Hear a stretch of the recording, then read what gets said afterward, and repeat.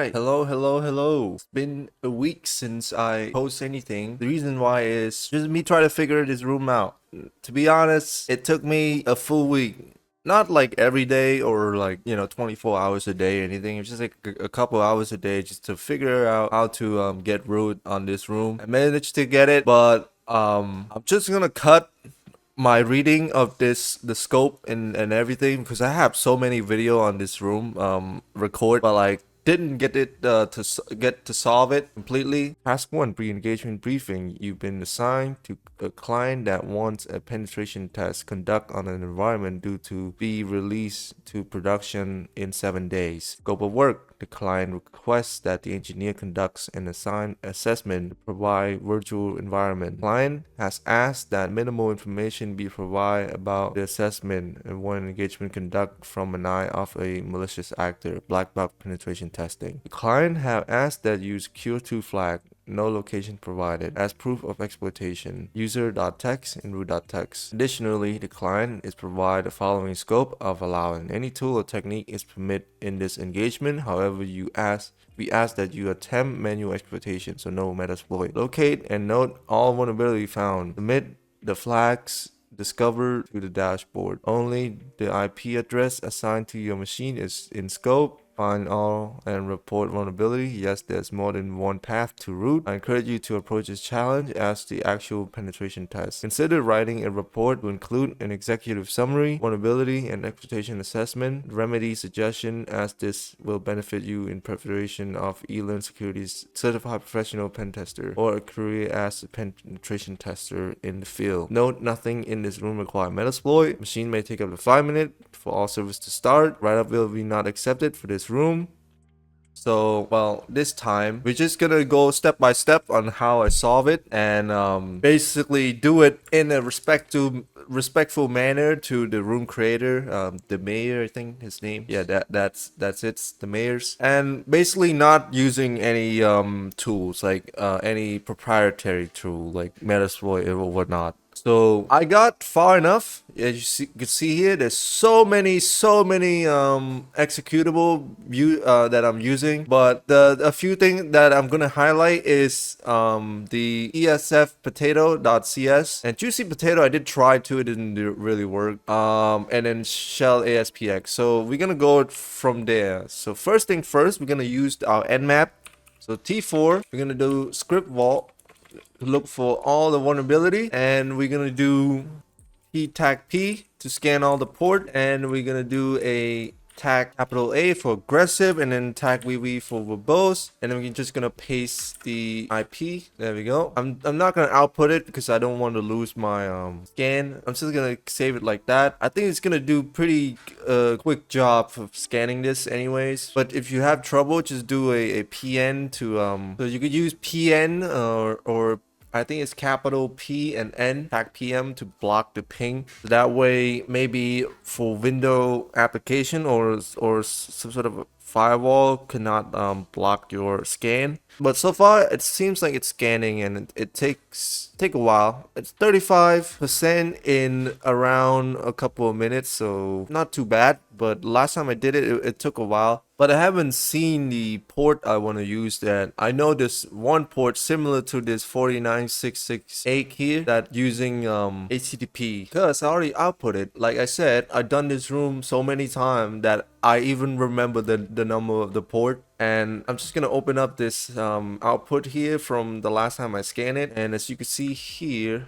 well, it's not showing on this, but it does show the vulnerability. That's also useful for the privilege escalation, I think. So I'm not gonna spoil myself yet. I'm gonna let it run through. Oh, there it is, 49663. That's the port that we want to look at, and this is one of the most important port we use to basically get a remote code execution. Otherwise, nothing else worked. Nothing else in this system worked unless we use this port. So 50% done. We're gonna wait a little bit more. All right, just what I thought. So when firewall is, for some reason start to jump and enable by its own, it just block your ping. So as you can see here, it's keep blocking the last the last percentage, the last 0.2 percentage of my scan, or 0.20 if you want to be accurate. And yeah, that's the problem I ran into the last time too. So you could either rescan it again or just wait. I think last time if I wait for a while, it did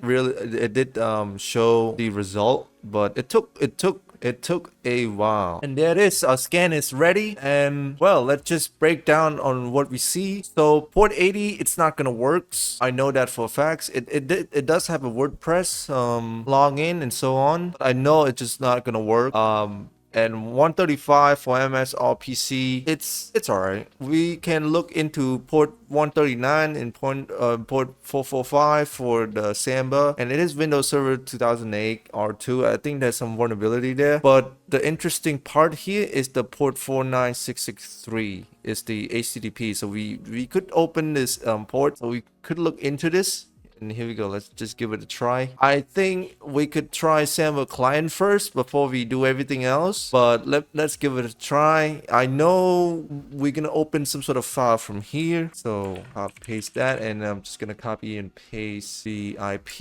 And give it a colon. And that's what we want. This is the good thing. So as long as we could open this port on our browser, it means that it's accessible. And since it's accessible, we're gonna come back to that a little later. So first thing first, now we can look into the SMB client. Oh, you already see the spoiler here, but anyways, just keep going. I'm just gonna paste the IP. So I'm just gonna use SMB client hack capital L to list all the available share on this network or system. And without using any password, we see network NT for WRKSV, or network server. I think that's what it's shortcut for. And then it is a type disk, and it has no comment, and it seems like it's accessible. But if you could see my spoiler from earlier, you could do a SMB client 4 / and paste the IP, and then another 2 / and we could type out the name of the share.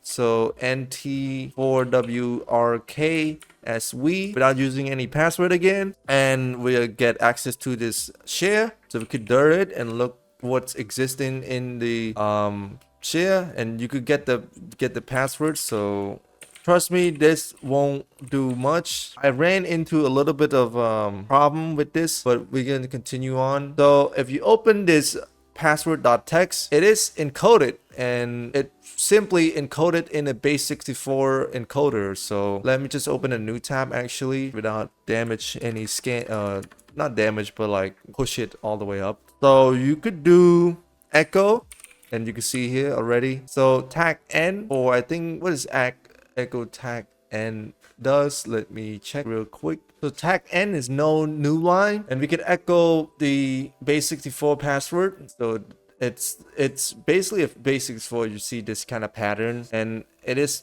Bob and then exclamation point password 123. But if you try typing this, let's see if it's echo. Let's echo this. You can see here, for some reason, it take the exclamation point as some sort of command, and you can't use it. We could try ps exec. I haven't done that yet, but I'm gonna do it later on. But just so you know, like, try to echo these 2 base64, and it does that thing where it just doesn't work for some reason. So if I try the other one too, I think it's gonna be like Juwana something. And you could use Cyber Chef too. It's just problem with Z shell. I think it's just Z shell. I tried bash and it still doesn't work. Yeah, so if I use bash, let's try using bash, echo that.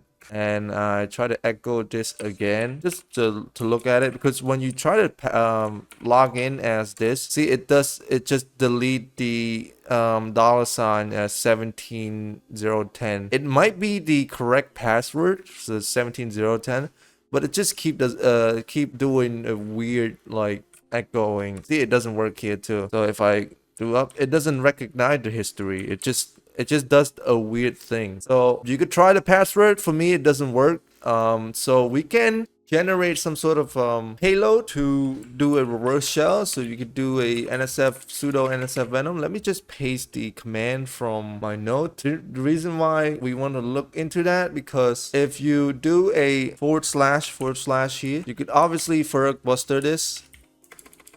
actually /network server. It seems like it's a working directory from this website. So obviously you could buster just to confirm it, or GoBuster, whatever you want to use. It's totally fine. So tag U, paste the URL, and then tag W for the word list. Then you could do user share word list. Oh, it should be in Z shell. That's why it doesn't highlight the Z shell. Yeah, so it's better to use Z shell. I like Z shell because it highlight my text. Bash is fine too, but you can see here it's highlight the tag U as a flag instead of doing nothing, and tag W for word list, and then we could do user share word list. Oh, the type word list, and then dir buster, and we could do here directory list 2.3 medium, and then we only want source code as 100 and 200, and we could output it to say for doesn't expect the command. I think it's to tag for. I want to see my source code. Oh, status code is tag S, not SC. Okay, a bit confusing there. SC I think is for W buster. So tag capital S, and it just scan all the directory for you. So to confirm that, I'm just gonna let it scan for a little bit, but we could also generate, while we add it, we could generate the NSF Venom. So I'm gonna do it from here. So we could put some sort of text file here. So if let's see, if I save a text file, let's say test upload, and then save it as that, test upload.txt to home, and then where is it? It's in relevant, and I'll save it there. See if it's still working. Okay, it's still working. So I could just put test.txt, test upload. Oh, I use space, so I have to use a quotation mark. So test upload, no underscore, just upload.txt quotation mark, and you could dir it. Test upload is existing. So if I try open this, let's see here, network server, you could also open the password.txt too if test upload have a trouble. And there we go, it actually save our text. So test upload. If we also look into password.txt, we could also see it too. So we know that this share is accessible from the browser without even do buster, even though just to confirm it. But to save a little bit of time here, I'm just gonna pause this, because again, it take up resources, also could slow down the server too. So we could also just like look at it, confirm it by just looking into the existing file, or do a put test upload and look at it like that. So it worked either way. Buster is totally fine too, just to confirm it. When I did it the first time, obviously Buster is really helpful, but it also take a while to load in. It took about half an hour to scan. So I want to save half an hour, and there it is, just to confirm here. So we could generate the NSF Venom from here. Let me look at my note again, because it's a long command line. Scroll down, and there it is. So I'm just gonna remove the shell ASPX here, and I'm just gonna generate a new one. Obviously, if I generate it right now, it's gonna overwrite it, but I just want to make sure, this step is pretty much redo everything and show the step-by-step. Here we go. We could do NSF Venom, but I think I have to use sudo since I'm on the user account. How about the password, and it generate a shell ASPX file. So we could put the shell.aspx in here, ASPX, and it is upload, just dir to confirm, and there it is. So we could launch this, but before we do that, we could start our netcat. So it's basically a reverse shell. So netcat tag lvnp and 7777 for basically correspond to the command we use here, lhost nsf venom tag p window x64. So it's only work as is x64 payload. I did try shell root TCP for x86. It didn't really work. It need an x64 architecture to work in this share. So tag p windows x64 / shell reverse TCP, and then lhost is localhost. So you have to use your local attack box or Kali's IP, and tag L port for any port you want to use. So mine is 7777. Tag F for file, ASPX. Tag O for output. You could output to shell ASPX or whatever we want to name. 1337 for lead ASPX. Whatever you fancy, it's totally fine. And you can start the netcat for the port correlate to the NSF Venom. And the only thing we have to do from now is type the name of the ASPX. So mine is shell.aspx. Get it running and it should, let's see, please. And there it is. We get the remote code execution. And on this step, we can also look using WinPiece. WinPiece is also a great way to do enumeration, but just a quick enumeration. All you have to do is do a whoami/priv to look at the privilege, and you can see SC impersonation privilege. Impersonation a client after authentication is enabled, so it allows you to run some sort of execution as maybe anti-authority if you want to. If you're not sure, ChatGPT could be a good friend who would do a quick explanation. Obviously, it's not always accurate, but it does help sometime, I would say. Meaning, a security privilege in window operation is allowed a process to impersonate the security context of another user. Essentially, this privilege and process can act on behalf of another user, which is useful for a scenario where application need to perform action with the permission other user. An application might need impersonation used to access resource performance. So it's basically run the application or some sort of executable binary as another user. So from now on, we can go to see, we don't have permission here, obviously. Let's see if I do ICACLS and maybe look into this directory. I know for a probable facts that I don't have permission to use this inet server, use this directory. So see here, file anti-authority, trust installer, but we don't have the same permission as say admin or even trust installer. So we could cd to Windows 10. See, oh, and there's stage 1 complete. I don't think none of these are relevant to us, but we could actually privilege escalate from here by using esfpotato.xex. So a quick escalation privilege for this, it's really simple. Just do a cert util. So the reason why I did a nmap scan for vulnerability on this machine, what works on this system, we have to check the version of the Windows. So we could do system info, and this is a Windows 10 OS version 10.0.14.393. So if you want to confirm it, you could also just look it up. Using ChatGPT even useful on this, it's totally fine. I mean, also do this too. It is a Windows 10. Just to confirm it, just a quick Google Windows 10 for developer build 14.393. So to find the correct vulnerability, we could also use window exploit suggester. I didn't have this yet, but I did try on other window machine. So let me just use it on this video for demo. So the old window exploit suggester doesn't really work on this version of Kali. So you have to look up on Google window exploit suggester, and then type next gen. And you can see bitadmin wesng. You can look into this GitHub, and to install the window exploit suggester next generation, all you have to do is do a pip install. So pip install wesng, and it's installed in this directory. So we have to cd to home Kali local bin and do an ls, and we have to move this to tool or whatever you prefer moving to. So move west to, I like home Kali tool because that's where I store all my tools.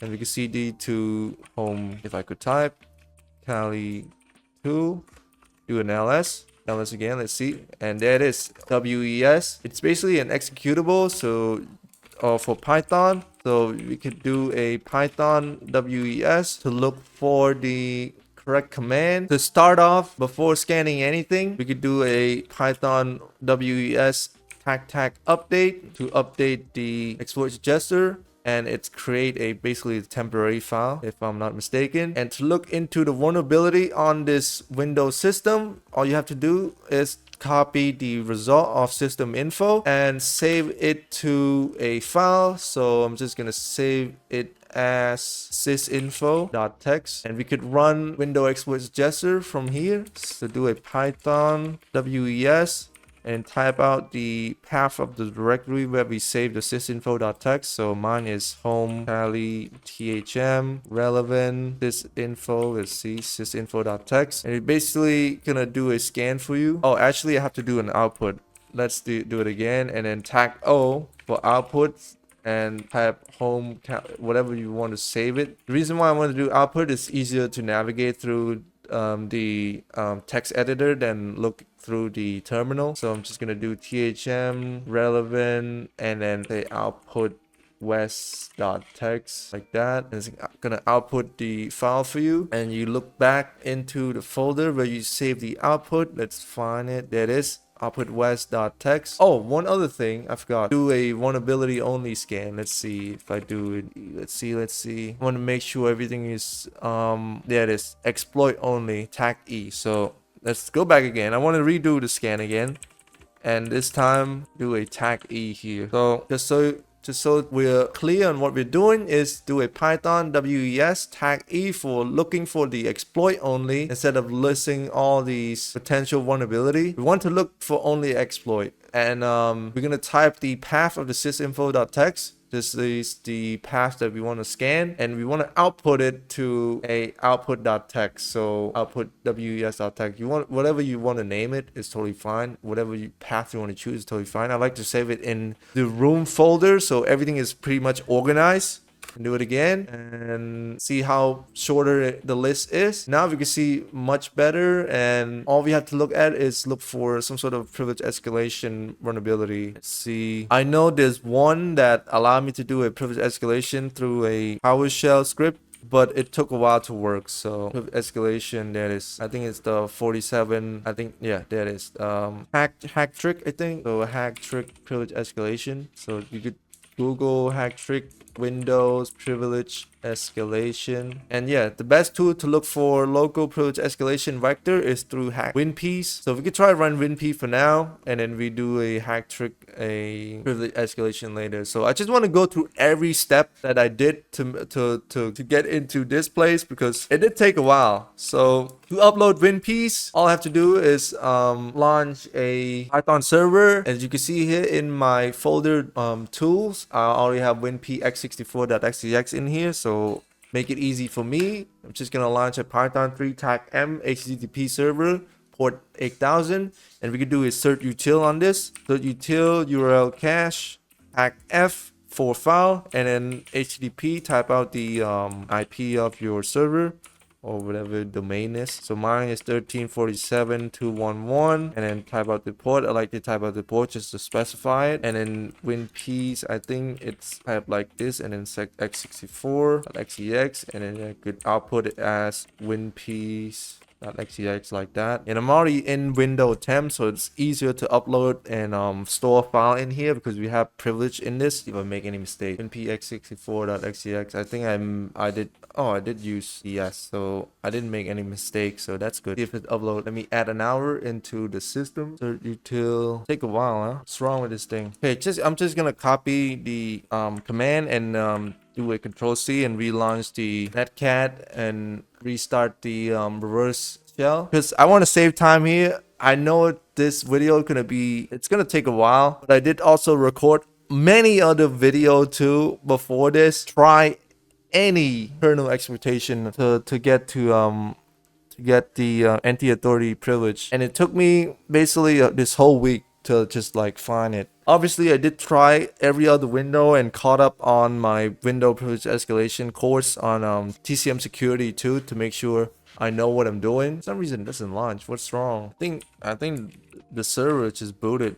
I think we pulled too much out of this. Nothing really work anymore. Yeah, stuff like this happen too. That's why it take me so long to get the solution for this. I did run into so many problems. I never run into that many problem on another system, which is Windows, and also TryHackMe. I don't want to blame TryHackMe. There should be a reset button though, to be honest. I should be able to reset the machine, but if you run into this problem, honestly, it's better to just terminate the existing system and just continue on. So it's not that hard to do everything, but let's just do it. I want to save time, so I'm just gonna terminate this and start a new machine. Do not worry. Every step, upload ID required. What the heck? Is TryHackMe down? While I'm doing this, I have to look this up. Is TryHackMe down? Oh, it's just me, I guess. 99% up, low response. TryHackMe is up. Can I ping TryHackMe? Ping TryHackMe.com. It does take my ping. I don't know what's wrong with this thing. Upload ID required. What does that mean? Do you have to clear out the cookie? Let me give me a sec. Okay, so apparently I couldn't start the machine on this, but if I open up on another computer, apparently it runs normally. So weird. I keep getting upload ID required on this browser. I don't know why. But hey, we're gonna continue on waiting for the IP to show up, and I'm just gonna redo everything. It's not that hard to get the remote code execution, so there we are.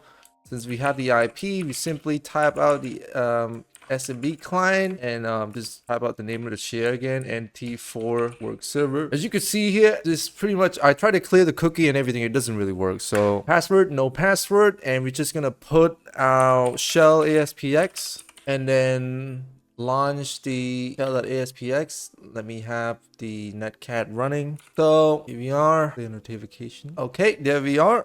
We could cd to Windows temp and cert util our way for the WinP. So it's basically cert util URL cache hack f for file http // type your IP 47211 and then 8000 WinP's x64.xex and then I'm just gonna output it as winp.xex. It's much simpler. Oh, file's not found. I'm on the wrong path. Let me do it again. Hold on. So let me copy this real quick. Next time so here we are.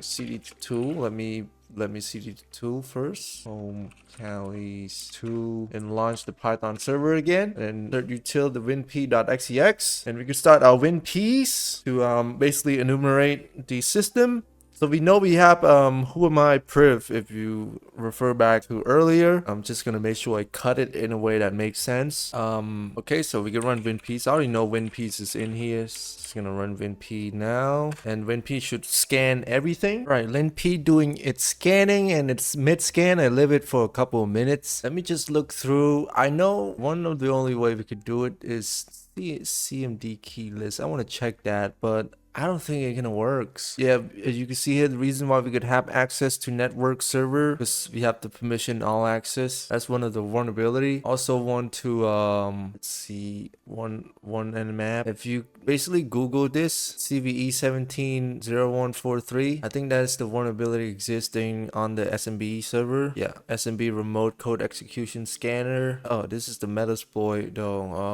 I want to see which one. I like. Well, let's see this. Yeah, SMB v1 server Microsoft Windows Vista. Base score is high, and CVSS is at the 2.0. It's at 9.3 and 8.8. Yep, it's known for remote code execution. So the reason why I want to note that this is how it happened. We basically put a shell.aspx onto the share of network server, and this vulnerability allowed us to get the remote code execution. Right now is we gotta find a way to privilege escalate. So if we scroll up here to the highlighted vulnerability, it should be highlighted in red. Or kernel exploit, if I'm not mistaken.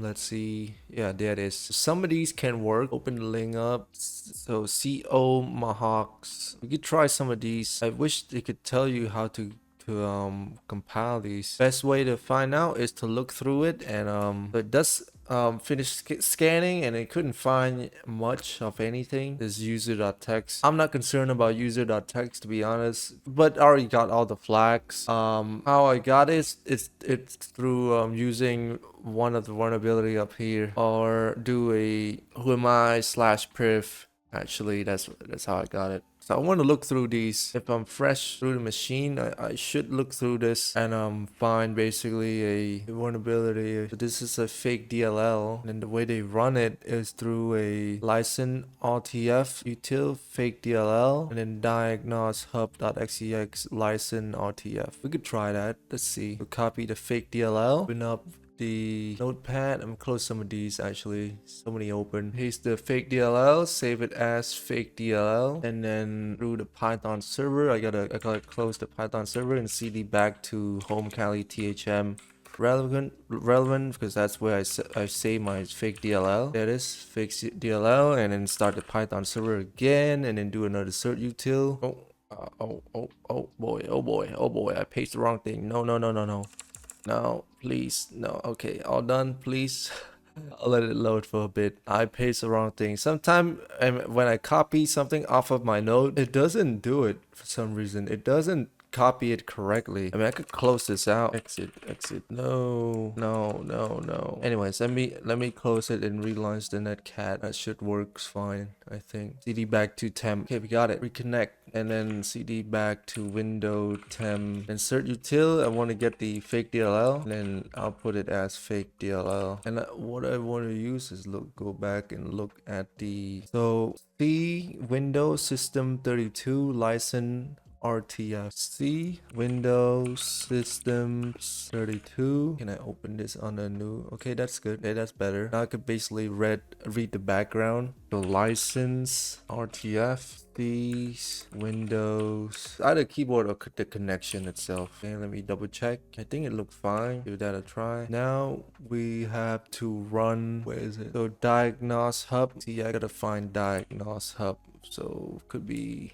Let's try from here, see if it works. License, do C again. Windows System 32. License RTF. It's not recognized. Where's Diagnose Hub XEX store? I'm gonna check this. Start with a D, so diagnose something hub. DIA. Come on, give me DIA. DIAG. Oh, it's not here. It's dialer.xex. I want to see if it's existing in this computer. So dir C hub SP. Otherwise, we could look into other vulnerability. I'm gonna scroll up. 19, 14, 20. That's one profile picture there. Do IC ACL AppX servers POC proof.server. Where we get the AppX POC AppX servers POC. Do we have an XEX on this? C# exploit. So we could assemble this and go back here. System ini sharp by bear. Another C# compiler. Have to compile. We try the first one. Don't know if it works. Secure this shit is his name, but it links straight to the GitHub. Is it successful? I want to see. Not found. Ah, bummer. Let me Google this.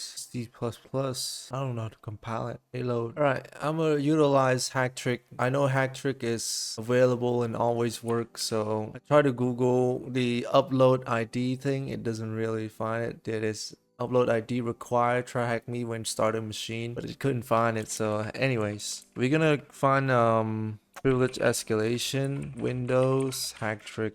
I know Hacktrick would give us enough. I think QC one of them exploitation give us a good, but I did look into the let's look into the window exploit adjuster again. I know I have an output, so if I basically search for privilege, look into some of these CVE. Oh, it's MS16135 again. I know that doesn't work. So ran into the same problem, but one MS16138. Okay, this one is a little bit later, I guess. Rapid 7 have one. Arbitrary physical disk. I don't think that worked. No. Kernel mode driver. Virtual hard drive. Yeah, virtual hard drive. I don't think it's like a helpful way to privilege escalate. Yeah, I don't know. I use all the tools. But I do know if I use who am I / privilege, we could impersonate the token. I know that works. So if I basically search this, wrong with this thing. So if I search this alongside with the version of the window, if I do, I don't know why this thing is not full screen this. Okay, system info. As you can see here, Windows system, it's either unstable or there's so many ways to tackle this. I know kernel exploit sometimes it just works, depend on what version you're on. I did try it and it doesn't work on my end. I don't know why. Okay, so we could search the SC impersonate privilege with the version of the window. Here we are. We back into this hack trick. I think I already opened this up. It's not the most helpful.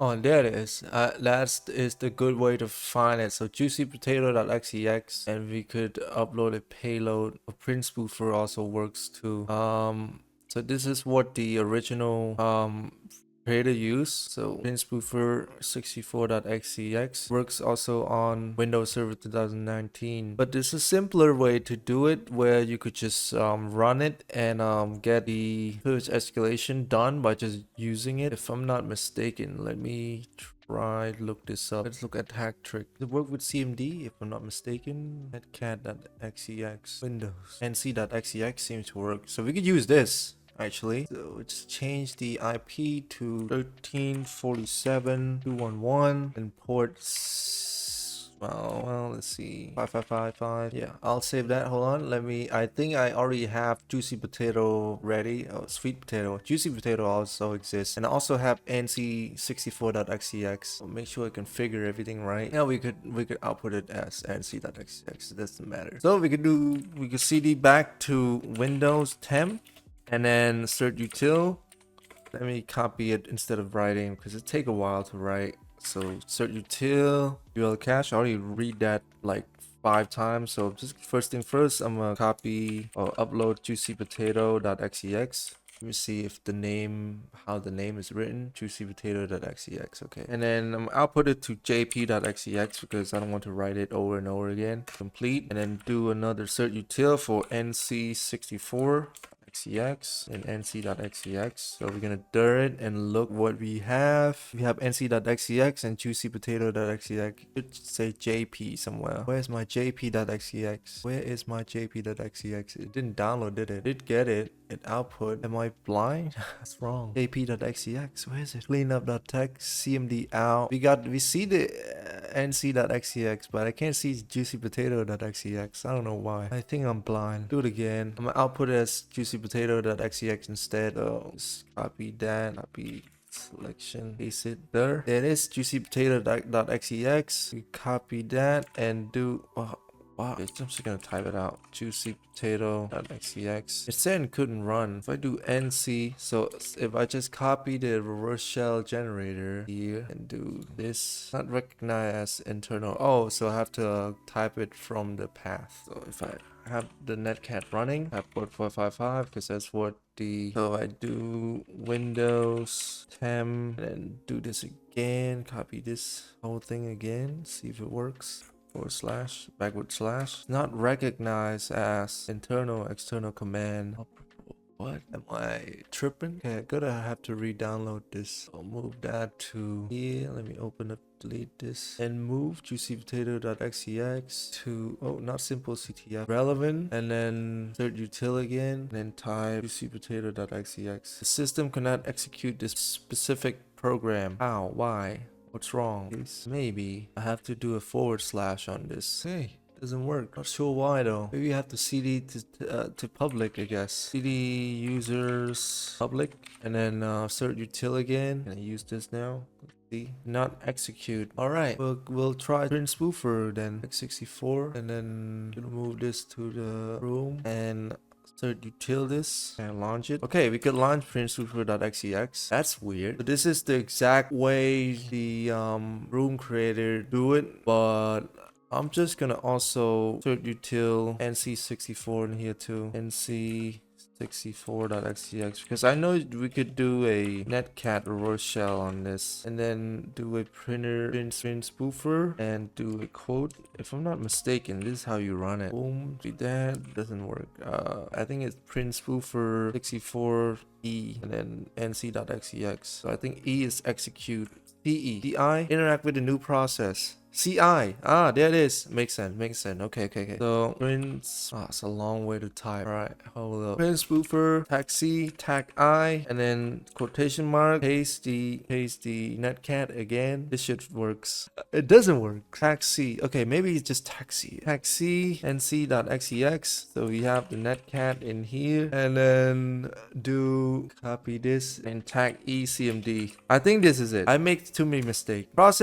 Create process as user. Okay, and then if you switch back to this, it works. Finally. Okay, I'm gonna redo everything again when anti-authority. Okay, so let me just print out the flag first, and we'll redo everything with the new machine again, just to make sure I get it correctly. So we're gonna cd to users, and then first thing first, I want to print the user flag. I think it's Babis, if I'm not mistaken. Oh, Bob, not Babis. Bob desktop. If you're not sure, we scroll all the way back up to the CMD, not CMD, to the win piece. So who we have? Yeah, we have Bob.text is accessible for everyone. So we can cd to that Bob, and then type users.text, and then we're gonna cd to users administrator desktop, do another nn and type root.text, and we're gonna do a IP configs and then date, just to be clear here.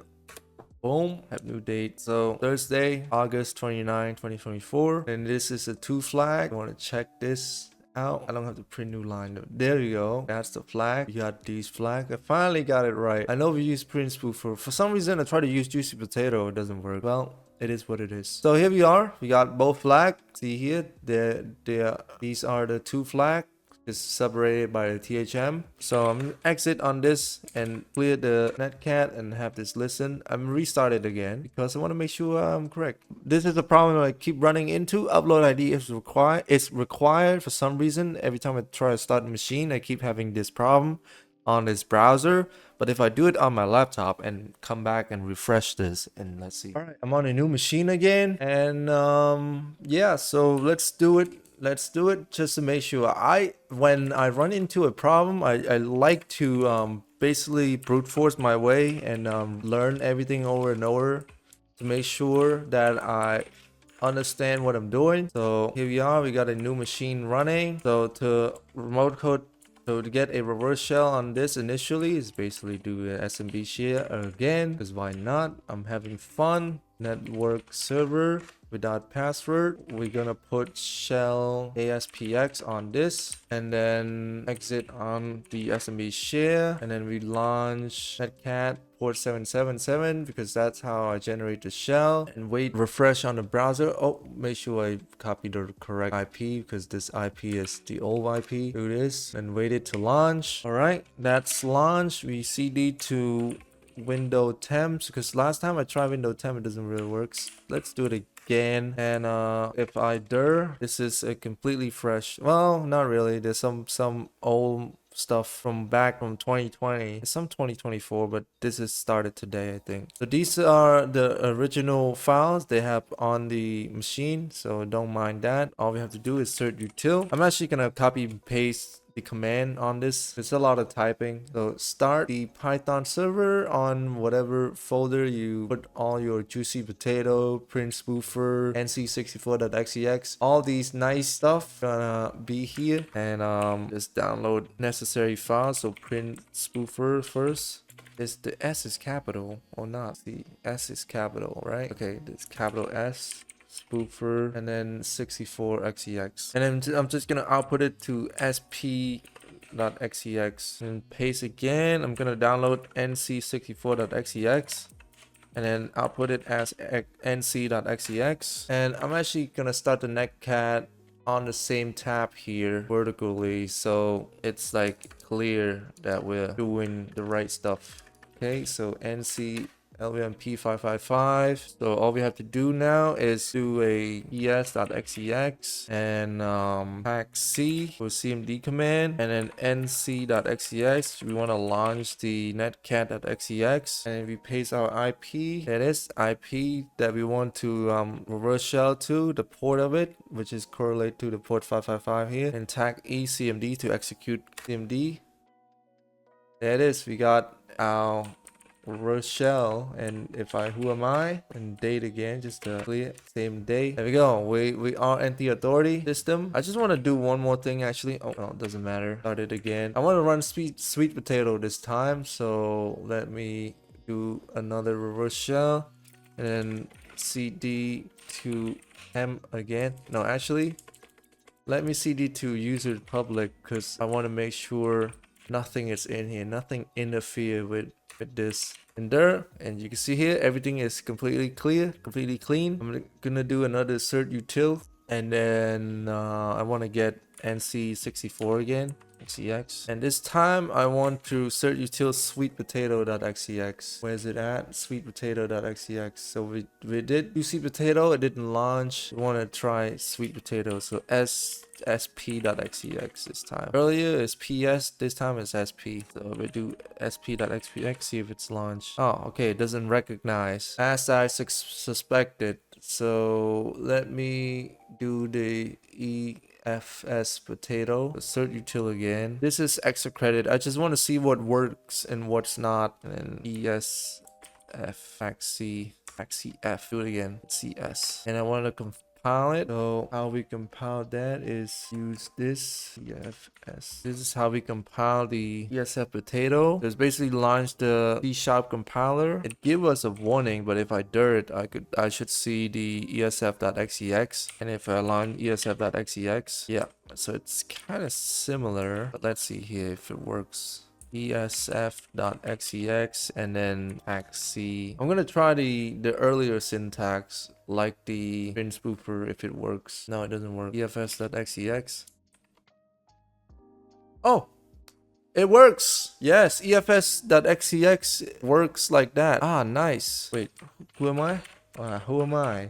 Good time. Oh wow, so efs.xex also work too. So it's compiled. So I found esf potato on my own, and then basically we compile it on, it's like an extra step. Basically we compile the efs.xex and basically launch it the same way. So this is even better, huh? Okay, just to be clear, redo it again. Study session. So we're gonna cd to user public. If I dir efs.xex here and paste the cmd, and let me close the netcat and do it again. So esf.xex is like a C# file, and we have to compile it first with C# compiler, and basically launch it like this. This is syntax. Wow, so cool. Well, I'm glad I did all of this. I know it's a lot. I know it's extra step. It's unnecessary. All you need to do is one method, but I like to find other methods because sometimes one is not enough to work. If it doesn't work, we have other way to do it. And if we find the other way to do it, I think it's more successful then. So here we are. Perfect. Well, that's it for this video. Hopefully I do my best editing this. Otherwise, well, it's gonna be a lot. It's gonna be a lot for me to edit this, but I'll do my best. All right, have a good day. Take care.